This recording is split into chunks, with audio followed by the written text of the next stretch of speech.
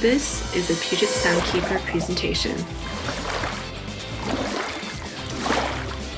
Hi everyone, I'm Eloise Harris, Community Engagement Director at Puget Soundkeeper, and welcome to day 2 of our virtual Salute Week. Today, we're rounding out this year's Puget Soundkeeper Award interviews with Maggie, Cano, and Ruby Vigo from the Duwamish Valley Youth Corps. This is the second year that Puget Soundkeeper is presenting a youth award, which is given to a youth-led organization whose work to protect our waterways includes, empowers, and inspires young people to be clean water stewards. Based in South Park, the Youth Corps engages young people in environmental education, specifically around water and air quality, and community service, providing paid training and work experience for students ranging in age from 13 to 18 years old. In 2019, the Youth Corps was a part of Puget Soundkeeper's letter writing campaign to save the Clean Water Act, and they also played a lead role in a Moss study that documented the impacts of metal pollution in the Duwamish Valley. They've also facilitated community discussions on climate change, environmental justice, and other social and economic justice issues. So please sit back, enjoy the interview, and if you haven't already, please RSVP for our live Salute event this Friday. Check out our online auction and give a gift to support our clean water work by visiting pugetsoundkeeper.org or finding us on our socials on Facebook, Instagram, and Twitter. Aloha.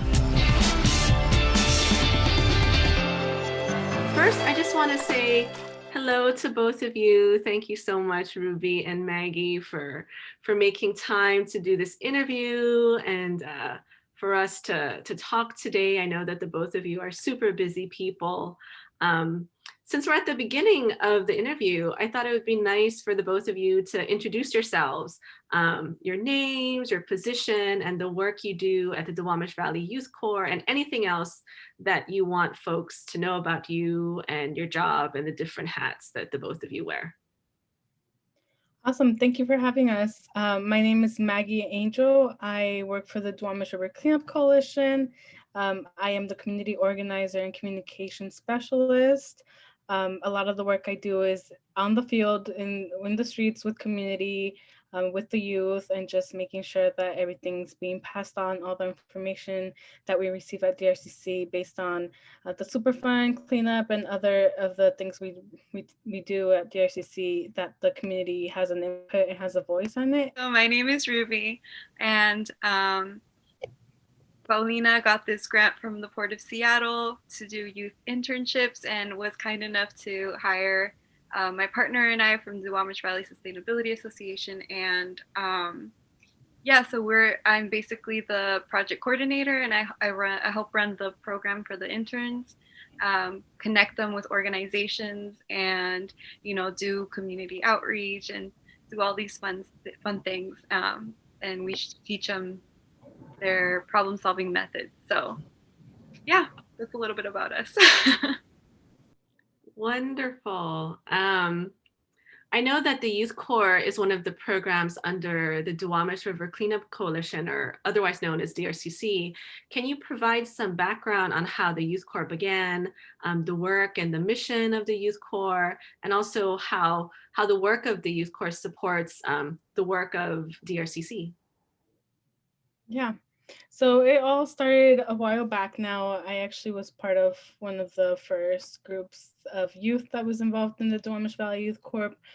It wasn't called the Duwamish Valley Youth Corps at all yet. It was just pretty much Pauline and Carmen working with some youth in the community of South Park. And so a big focus that the Youth Corps does is pretty much listen to the community and what they have to say.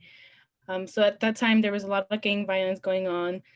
A lot of our youth were going through gang violence, were going through family issues. A lot of them were dropping out of school. So there was a really high need for some type of programming for youth.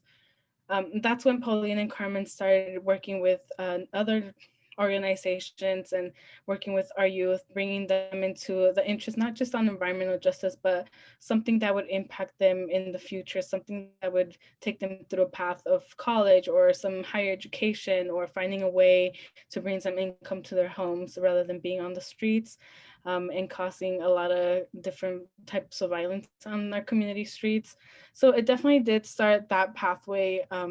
I could say that DRCC has been, the Duwamish Valley Youth Corps is part of DRCC, and it's really hard for DRCC because we as an organization can't really get funding from city or Port of Seattle, which are big factors for us running a program, because everything runs through money. We need money to be able to get tools, materials, to pay stipends, to pay timing for programming. So definitely, I mean, we still run it, but we run it with partnerships of other organizations. We have fiscal sponsors, and definitely DRCC is the main lead of the program. And that's why we have Carmen Martinez, who is our youth corps manager. She is the one person that manages the grant money, manages the programs, the lesson plans. And this changes every cohort. So just a reminder, every 3 months, we have a new cohort. This means we have either returning students or we have newbies. Newbies are those students, those youth that are from the ages 13, 14 years of age, which are like totally new, either siblings or their family members from past youth corps. So they come with no knowledge and they come really excited to start working with us. So definitely we see several generations of youth coming into our program. Since we are talking today because the Duwamish Valley Youth Corps are Youth Award winners, I'm wondering, how does it feel to be recognized with the Puget Soundkeeper Youth Award, and for the Youth Corps to be recognized as environmental and clean water leaders? Well, we definitely feel really happy, and we're really glad that we were recognized. Thank you so much for this award. On behalf of the youth and us as young adults, I think it's always nice to be recognized by our work and the type of work we do. Definitely the youth corps, they do a lot of environmental stewardship event work, not just in South Park, but Georgetown, and sometimes even Tequila. Sometimes we go up to White Center. We have youth corps from all over Seattle.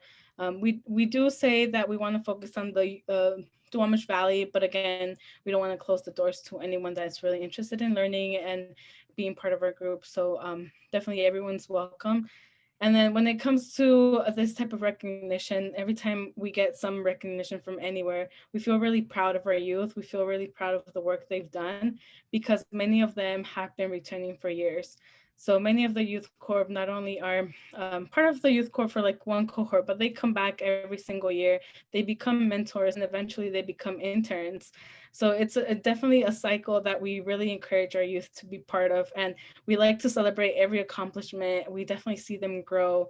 We see them coming in as newbies, being really shy, not wanting to speak up, or just not knowing how to answer questions from our presenters or how to answer questions from community members.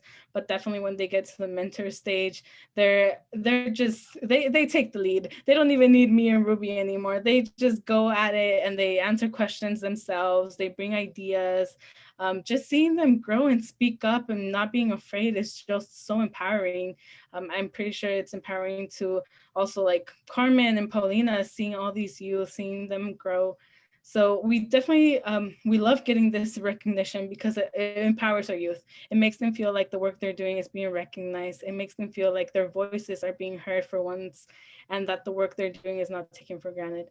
So definitely thank you for bringing that joy to our youth. And I mean, we're happy to be recognized always. Yeah, and just to add a little bit to that, I always try to acknowledge them for the small things that they do during like our trainings or even our meetings, or even them contacting their supervisors and all. And like you can see like this light or this brightness come out, like, oh wow, someone's proud of me. So you can only imagine what an award this big could actually mean to them. So yeah, definitely grateful. Yeah. So I follow DRCC on socials, and I've just been really impressed at the posts and just seeing how busy the Youth Corps has been, in spite of just this really crazy time. It's really impressive to see, the sort of grassroots advocacy and organizing that they're doing out there. You mentioned how you were once a Youth Corps member as well. Can you share a little bit more about how the Youth Corps inspired you to continue on this path of stewardship? And if there are any key lessons that you've learned, as a Youth Corps participant that you kind of still hold on to, and how has your participation in the Youth Corps impact your life just in general? The main message I got from the Duwamish Valley Youth Corps, and that I continue to give our youth, is that no matter what you think that you want to graduate as, or no matter what you think you want to become in the future, there's always a way to link it back to environmental justice or to anything that has to do with your community. So this kind of comes back to, we have a lot of youth that want to be in the Army. We have a lot of youth that also want to be nurses. So we talk to them about, like, South Park, the Duwamish Valley, we have high asthma rates. How can you as a nurse come back and bring maybe, like, I don't know, medical studies, or be creative on the way you want to interact with community? So we definitely at DRCC, I think we definitely have this big evolution cycle that we want to see our youth. So we start off with the newbies at the Duwamish Valley Youth Corps. Then they come back as mentors, and eventually they become interns from the Port of Seattle or other organizations that work with us, or even DRCC. And then eventually hope that sometime they come back and become a staff member like myself and Ruby, and just continue the legacy. So I know last year, Puget Soundkeeper did a workshop on waters of the US, which protects navigable waterways under the Clean Water Act.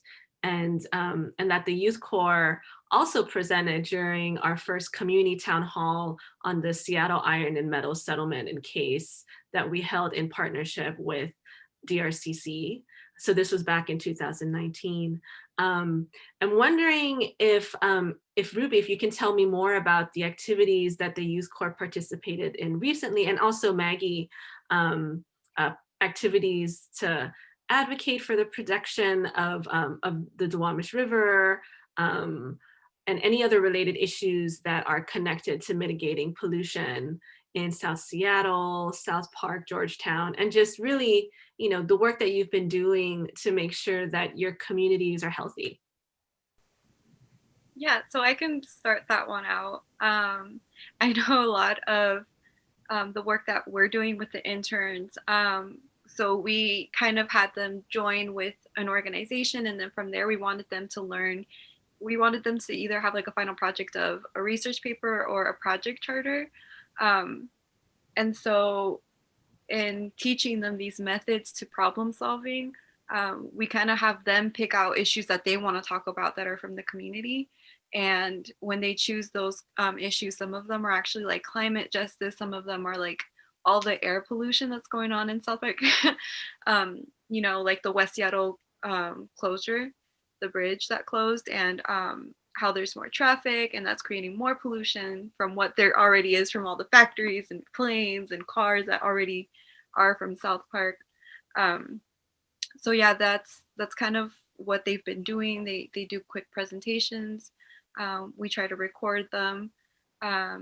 They've also done some cleanups around the neighborhood.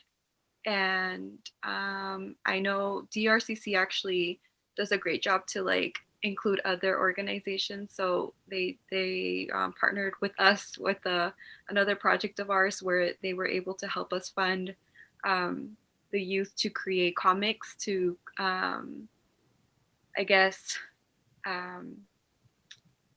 bring awareness to the community about source control and how to prevent contamination from your own home. So those are gonna come out soon. They're so I love how creative they've gotten with it. Some of them are like they've created superheroes and how you can prevent car oils getting to the river, and others, it's great because those are like 13, 14-year-olds, even younger.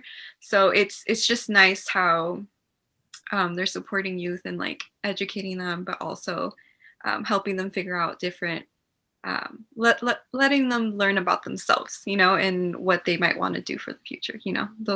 Some of them are real good artists, so yeah. are there specific issues or things that the Youth Corps would like to see our local and national leaders address, especially because, you know, the youth participants are just so engaged, right?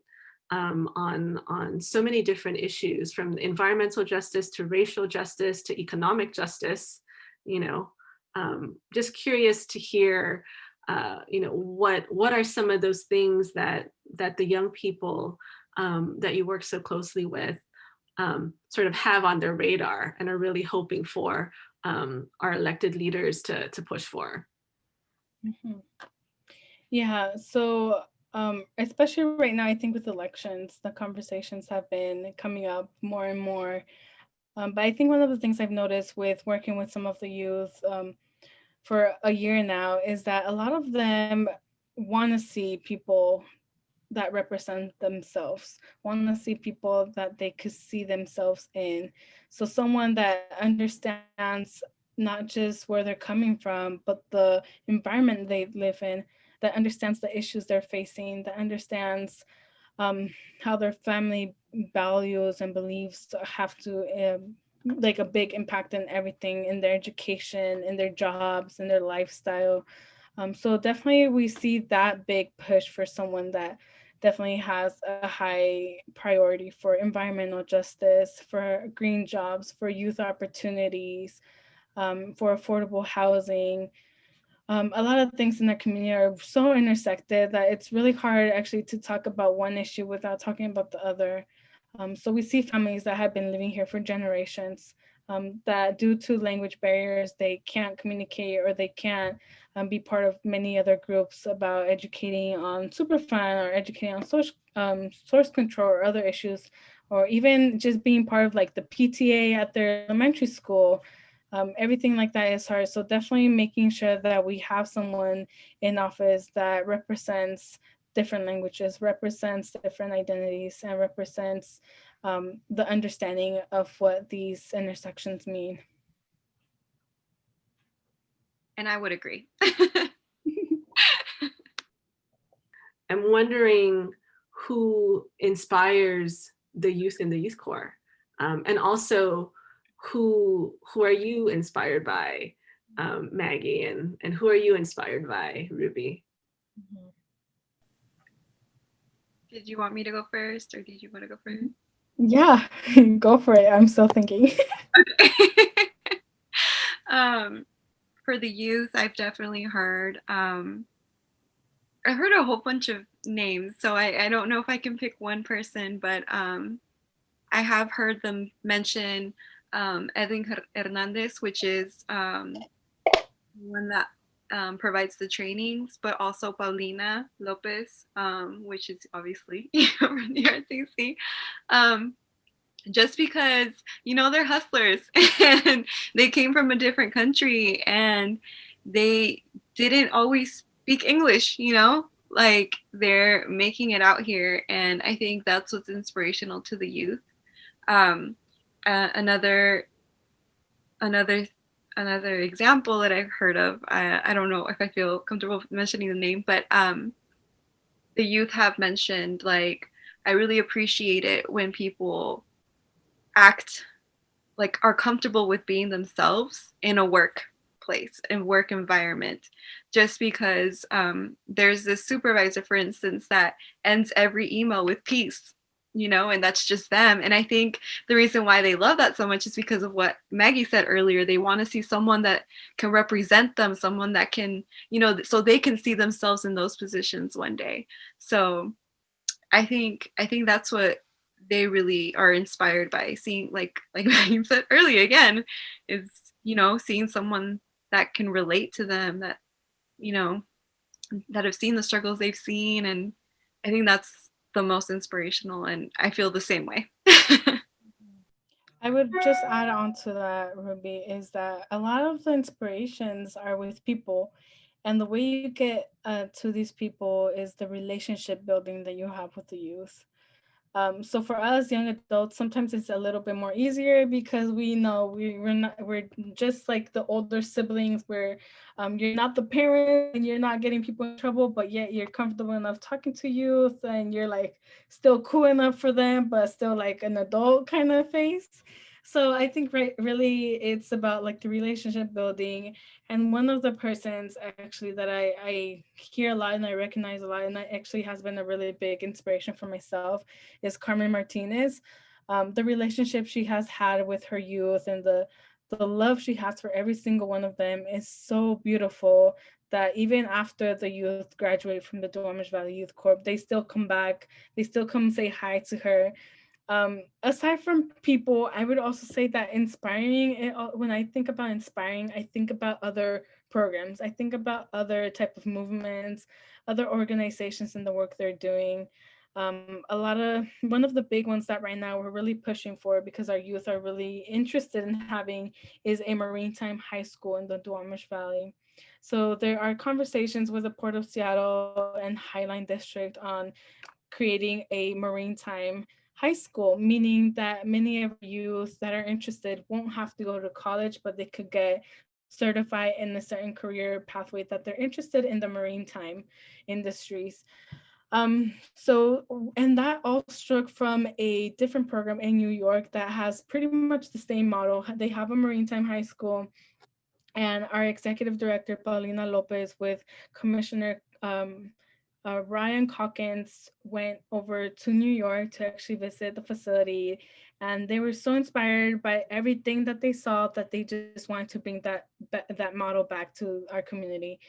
Since then, we have conversations and we see our youth really excited to have this new opportunity, especially when you talk about the pay. I'm not sure if you guys are aware, but like people in the industry as marine biologists and a bunch of other like careers that I've never heard, they get a really good income. It's something that our communities, or at least people that I know of, have never heard of such an awesome opportunity. We always think that the traditional way to success is pretty much after high school, a 4-year university or college, receiving a degree, and that's like as far as you could go. So bringing these new opportunities, these new pathways to learning about new ideas, new stuff is really inspiring, not just to me, not just to our staff, but also to the youth in general. If there's anyone that you want to thank or acknowledge, if there's anything else that you want to say in closing, because it is that time. Mm-hmm. Well, I think first and foremost, just acknowledge and recognize all the partnerships that we have with the different organizations. So Puget Soundkeepers being one of them, Duwamish Alive, the Duwamish tribe in general, or like so many people to acknowledge. I think DRCC would not be who we are without their partnerships, and our youth would not have so many opportunities if it wasn't for everyone that is inspired and wants to be part of our involvement. So definitely there's a big thanks and a big continue supporting us vibe that I'm trying to send out there. And yeah, I think pretty much we can't do it alone. I think it's a work of all of us to make sure that we take care of our land, to take care of our environment, and to make changes happen in the future. Yeah, I just want to say, there's a long list of organizations, and I being one of the organizations that has, thankfully partnered with DRCC. Like, I am also grateful for DRCC and them. Like, it's a community thing, so it's a beautiful thing that the community is creating, working together. So yeah, thank you for all the partnerships. Mm-hmm. And thank you both. Thank you so much again, Maggie and Ruby. This is so wonderful. It was great to talk with you. Thank you for watching. And remember to find us on our socials for updates on all our virtual week events. Sign up for our live webinar this Thursday, October 22nd at 6 p.m. titled Resilience in a Time of Crisis, a conversation on community action, clean water, and building healthy communities.